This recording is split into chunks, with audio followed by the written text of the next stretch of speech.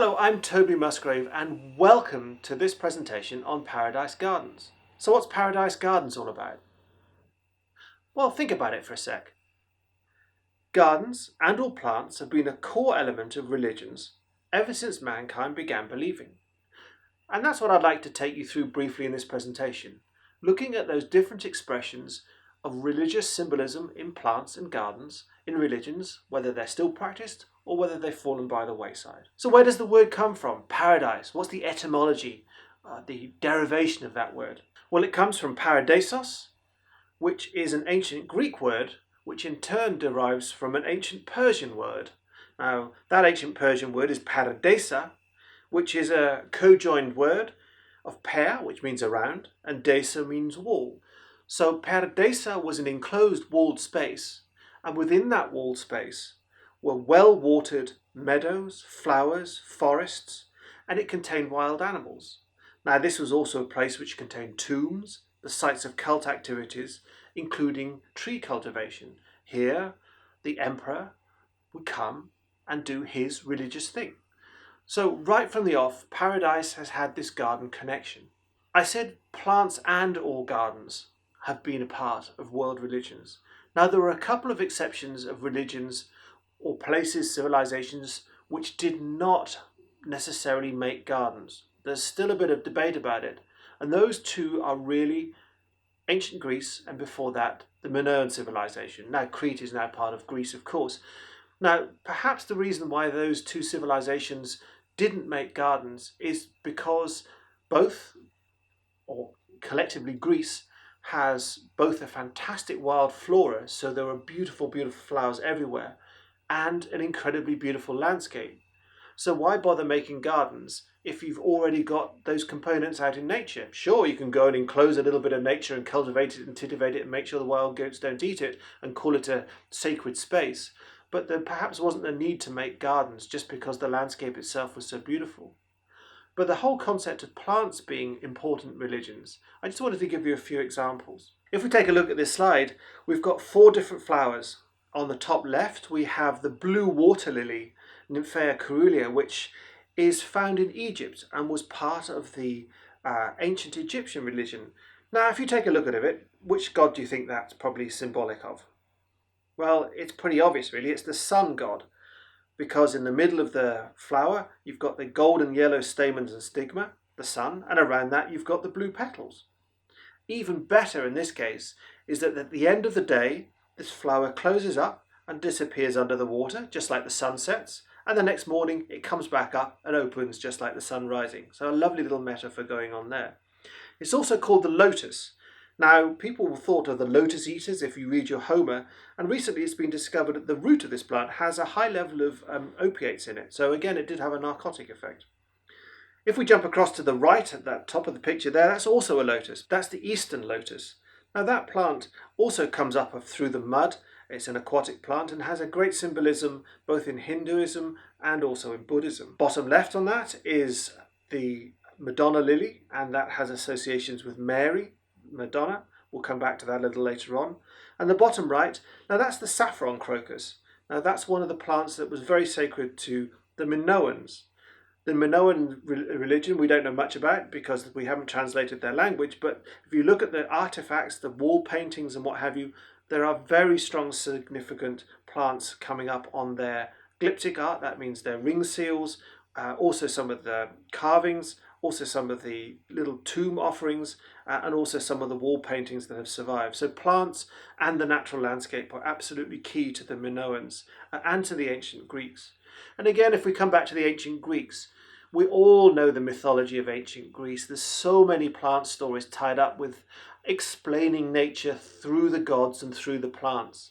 So you can see in this picture here, this is Dionysus in his boat, splendid boat, bringing us humans the gift of grapes and the gift of wine. But if you think about Greek religion, Greek mythology, think about Narcissus, think about Hyacinthus, think about Demeter, Persephone, Apollo and Daphne. The list of plant mythologies just goes on and on and on. And yes, the Greeks probably did have sacred groves around their temples as well, but perhaps not so much the idea of designed ornamental religious gardens. So if we move a little bit forward in time, and if we move a little bit further north into Central Europe, mainland continental Europe, we can look at two societies which didn't have a literary written culture. They were an oral culture. On the one hand, we have the Celts, and they had their Druids, and also we have the Norse culture, and that was the Vikings with all their Thor and all those other big gods doing fighting kind of things. But again, if you look further into those religions, you find that plants were very important. Not so much, again, gardens, but if you take, for example, the Celtic tradition with the Druids, you have all the stories of mistletoe and those Celtic rituals within sacred groves, sacrifice as well. And if we go further north and look into the mythology of the Vikings, we have things such as this picture on the right here. This is Yggdrasil, which is the world tree. Now, world tree comes up in all sorts of different religions all around the world. And in this case, it's quite a nice metaphor because the tree roots go down into the netherworld, the trunk comes up through our world, and the branches ascend into the heavens. And of course, you can think about old gnarly trees being such a central part of these village lives, that it was there with your father was around, your great-grandfather, going back through the generations. It's a connection, but also it's talking about that cycle of life. It loses its leaves in the winter, it comes green again in the spring. Or if it's an evergreen tree, it's almost like it's that idea of the everlasting life. If we look to the east, for example, and again the idea of a reverential nature, a landscape, we can think of Shinto in Japan. Now, the Shinto Koizai religion has kami, these little spirits, as part of its belief system. Now, these spirits inhabit certain places, and some places are more sacred than others. This is one of the important shrines. But within Shinto, there's always been, and still is, this great reverence for nature, that landscape is beautiful.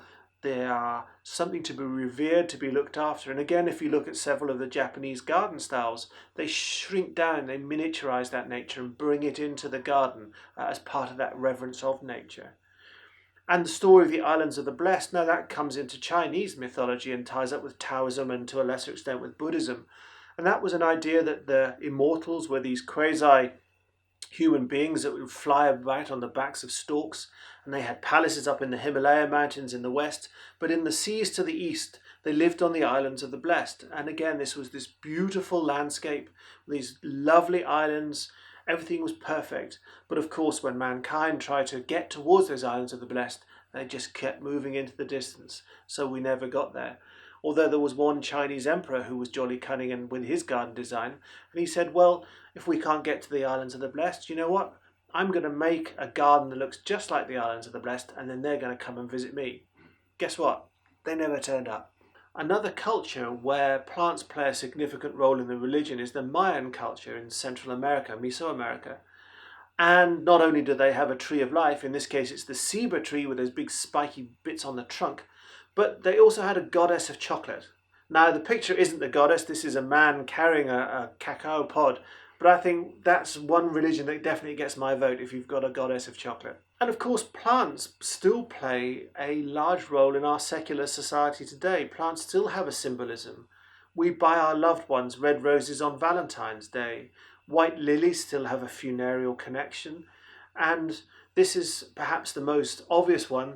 This is the Christmas tree. It has a whole long history, but it was Queen Victoria and Prince Albert in Britain in the 19th century that really popularized the idea of having a Christmas tree at Christmas. I mean, it has pagan traditions going way, way back, but plants are still important, and certainly also plants for remembrance. If you think of red poppies for all the fallen servicemen in Britain. Having taken a quick look at some of the plants and how they have been significant in the religions of civilizations around the world and down the years, I'd like to just take our attention now to gardens. The oldest evidence we have for ornamental garden making comes from ancient Egypt.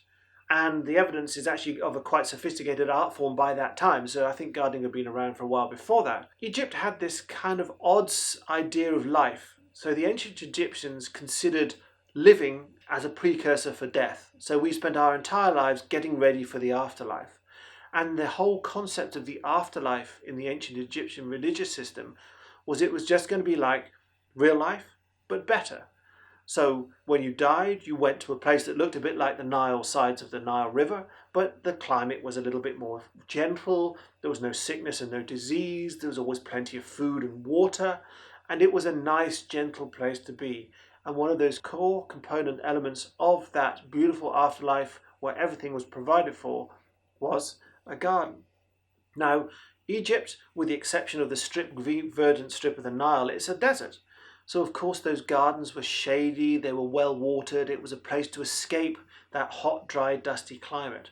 And you can see why that idea of a haven would be so appealing as an afterlife belief. So ancient Egypt on the whole was pretty civilized, it was pretty calm, it had various dynasties, but garden making, once they'd found their groove, they stuck to it. They liked that form, and same with the religion.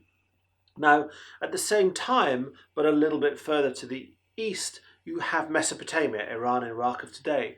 Now that was a much more volatile place. Civilizations came and civilizations went.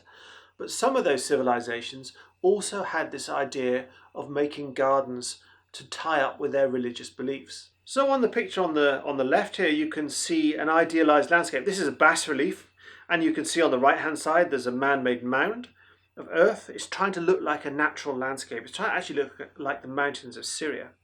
So on that mound we've got a sacred grove of trees, and on the top there's probably an altar. And this was a place where the king would come and he would conduct religious activities within the landscape.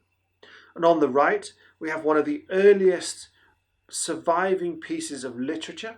This is the Epic of Gilgamesh. Now when you read the Epic of Gilgamesh, there are several references to gardens in cities, of gardens belonging to temples, and there is also the mention of the Garden of the Gods, where trees were bejeweled, literally. They didn't have fruit and berries, they had jewels on the trees. So again, those Mesopotamian religions, plants and gardens were a key element of those. I mentioned that Greece didn't really have a garden making culture, but the next civilization that comes along, the Romans, were great plagiarists. They nicked a lot of ideas from the Greeks, including their religion, but they did make gardens. Now, the gardens weren't necessarily a place for a high level of religious activity, but they certainly were a place for veneration. Again, there was plant symbolism, but also the gardens were ornamented with the deities that they associated with the garden. Perhaps the most important of all being Venus, who was the goddess of the gardens. One of the things I think is very interesting about this idea of an afterlife paradise or a paradise garden is that similar ideas come up in different religions at different times in different places that had actually no contact. So there's this idea of parallel or multiple evolution. We said that the idea of the Egyptian afterlife paradise was this perfect, lovely landscape where it was always the right weather, always enough food, no disease, no sickness, everything was hunky-dory, and it was a lovely place to live. Now, if you look at some of the different strands of Buddhism, you find the same thing. There's a form of Buddhism called Pure Land Buddhism, and it's the same thing. This is a place where you're reincarnated into this lovely landscape, which is well watered, it's shady, all the trees are perfectly growing, there's food forever, there's no sickness. It's just that lovely land, just like where we are today, but so much better and with no conflict. We'll also see this come up in another part of the world. This is an Aztec culture. Now, the Aztecs had a number of different afterworld belief systems, but one of them was called Tlalocan. Now, this was a slightly odd afterlife belief, and this was associated with the rain god. So if you died from drowning, if you died as a child, and bizarrely enough, if you died of sexually transmitted diseases, you ended up going to Tlalocan. Must have been a rather odd afterlife to be in, but again, within the descriptions, within the Aztec texts, this is this beautiful afterlife, which is a landscape of all those things that we want and none of the bad. When we come to the Judeo-Christian tradition, there is an interesting juxtaposition, because we've been talking about afterlife paradises. Now, that's a place which, as the name describes, is when you go to when you're dead. Now, when you start to look at garden and religion within the Judeo-Christian faith, you also have a place which is supposed to be a place on earth. Now, part of the creation narrative is the Garden in Eden. This is the place where we were formed, where we lived in innocence, and again a place where nature provided everything for us and there was no sickness, until we were naughty and we were kicked out. And then of course we covered our nakedness with a fig leaf. Now, interestingly enough, Eden is supposed to be a place on earth, and there were 4 rivers that flowed out from Eden, 2 of which were the Euphrates and the Tigris, which gives you some idea of where Eden possibly was. Interestingly, some academics have come to think that this is a allegorical story for the time when mankind went from being a hunter-gatherer, when nature did provide everything and we lived in harmony with nature, to that shift, the agricultural or the Neolithic revolution, where we went from being a hunter-gatherer nomad to being a settled village farmer. And at that time, things got worse, and until we figured out how to farm, people's life expectancy went down, also because diseases were transmitted from the domesticated animals to humans. So in some ways you can see that us being kicked out of Eden for being naughty is also the time when things went wrong for us in our balance with nature. Interesting theory, if nothing else. When we come on to talk about the symbolism of Eden within the Christian church, if you take a look at medieval times, the cloister was the heart of the church. This was a place where lay people were not allowed. This was a place that was only for the monks and the ordained. And the cloister, this enclosed centre in the church, had a Christian symbolism with Eden. It was divided into 4 quarters. There was usually a central water source, and the 4 paths were perpendicular, the 4 rivers flowing out from Eden. And within that garden there was often a evergreen tree, providing that symbolism of the tree of life, or the tree of knowledge of good and evil. And in medieval times, that whole idea that we couldn't get back into Eden, but through the church we could be saved. There was a salvation aspect to this idea of the narrative that Eden then provided our way back through salvation and our entering heaven. Also in medieval times there was an interesting garden form that arose in some of the monasteries, not all of them, and that was the Mary garden. Now this was also called the Hortus Conclusus, and it was a form of garden that was dedicated to the Virgin Mary. There came quite a cult of the Virgin Mary. And again the symbolism was that Mary was within this closed garden, it was locked, and she was enclosed, she was locked, she was the Virgin Mother. Within the garden there would have been a fountain, so symbolizing the font of life, or the fountain of life. She was the fountain of life, giving birth to Christ. And also there would be plants within that garden that was symbolic to her. Now the Madonna lily I mentioned ages back was one of those plants that was sacred to Mary. Now the white lilies were symbolic of her purity, and the yellow stamen and anthers were symbolic of her glowing soul. And another one was the red rose. Obviously there was the crown of thorns symbolism, and also the blood of the martyrs associated with that. This picture comes from 1430, an unknown artist, and it shows Mary in a garden. You can see the young infant Christ playing on St. Cecilia's lyre, and to the right hand picture of the picture we've got St. Matthew in conversation with St. George, and if you look right down the bottom right hand corner you can see that brave St. George has just killed off the world's most pathetic looking dragon, which always makes me laugh. Perhaps the religion which combines the idea of gardens and paradise most beautifully is Islam. If you read the Quran, there are over 120 references to the paradise gardens. Jannat al-Firdaus is the highest level of paradise, and the whole Quran is full of these references to the fact that if you are a faithful and a well-behaved Muslim, your reward in the afterlife will be a beautiful garden. And within that Quran, there is also a description of what that garden form looks like. So down the years and across the Muslim world, people have created a physical manifestation of this afterlife paradise, an earthly paradise if you like. Now that garden form in its most simple is the Shahabag. Shahabag is an old Persian word that means 4 gardens. Now, just as we had 4 rivers in the Eden creation narrative, there are also 4 rivers in the afterlife of Islam. And in this case, the garden form takes from that. It has its origins, its genesis, if you like, in the Persian gardens of the pre-Islamic era. But that Persian garden form was then adopted and adapted to associate with the Islamic tradition, the Islamic faith, to result in this Shahabag garden form. Now, in its simplest form, it's a square that's divided into four by perpendicular rills or small canals, which connect in the centre of the garden to a central water source. That's your four rivers of paradise. And that form then defines four beds, which may be raised, or they may be ground level, they may be sunken. And they are filled with beautifully scented flowers. Of course, Islam is a religion that arose in the hot, dry, dusty deserts of Arabia. So, not unlike perhaps the conditions in Egypt, the idea of an afterlife paradise was the antithesis of a desert. It was a place that was enclosed, where you could get away from that horrible hot climate. It was a place that was shady. It was a place that was well watered. It was a place that gave you food and sustenance. It was a place that was cool. It was literally a heaven on earth, or a paradise on earth.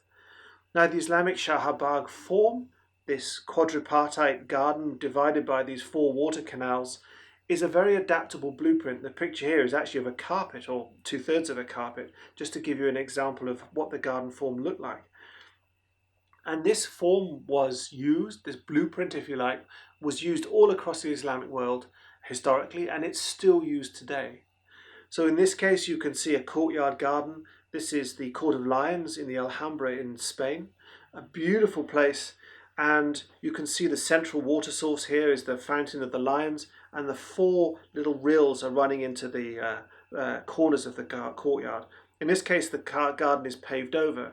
I believe originally the garden would have been sunken and the flowers would have been at ground level, so it would have been actually walking round the courtyard, would have been walking similar to walking around a carpet. You would have been looking down on a carpet of flowers. Also, as part of the Alhambra complex, this is Generalife. The water jets here are actually a later addition. They're probably from the 19th century. They're perhaps the most famous addition now, but historically they wouldn't have been there because they would have been too noisy. And the idea of this, again, it's this place you retreat to from the hot summer. Granada can get up to the 40 degrees centigrade in the summer, and it gets unbearably hot. So this idea of retreating into this cool, shady, enclosed courtyard, retreating into your own personal paradise. But this was, as well as being a sort of sensuous and beautiful place, this was also a place of reflection. This was a place where you'd come to be quiet, to assess your relationship with God, to see how you could be a better person. So the garden in Islam was and still is very much part of your religious activity, a retreat, but also a place of spirituality, a place of reflection, a place of introspection. And as I mentioned, the whole concept of the Islamic Shahabag garden is still a form that is being widely used today. So gardens are being made across the Islamic world which are drawing on those traditions which are about 1200 years old. So it's so beautiful to see how today, with our modern landscapers, landscape designers, they're still using those traditions, those religious connections to create landscapes that are modern, contemporary, yet full of that symbolism that that garden form is meant to have. So here, this is the Al-Azhar Park in Cairo, for example. This is a public park. A lot of symbolism within this. Also, some of the plants that are planted within that garden have a lot of symbolism. For example, the plane tree has a symbolism of being the tree of life. Roses and tulips also appear a lot in Islamic art and Islamic poetry. So the garden is a place of beauty because God loves beauty. This is another contemporary Islamic garden. This is in Dubai. And whilst the gardens are full of that religious symbolism, and it needs to be there, it should be there, and it is there, it also provides exactly that concept of a earthly paradise. This is a hot place, and this is again a retreat where people can come, they can sit, they can be shady, they can enjoy the moving water, the sound of it, the sight of it, the fact that it cools the air, and we can sit down in peace and tranquility and reflect on ourselves, our life, our relationship with other people, whether we are a Muslim, whether we're a Christian, or whether we're just secular and non-believing. We love to go into gardens. They provide us with this haven, this retreat, and this spirituality, this connection with nature, as well as a connection with religion.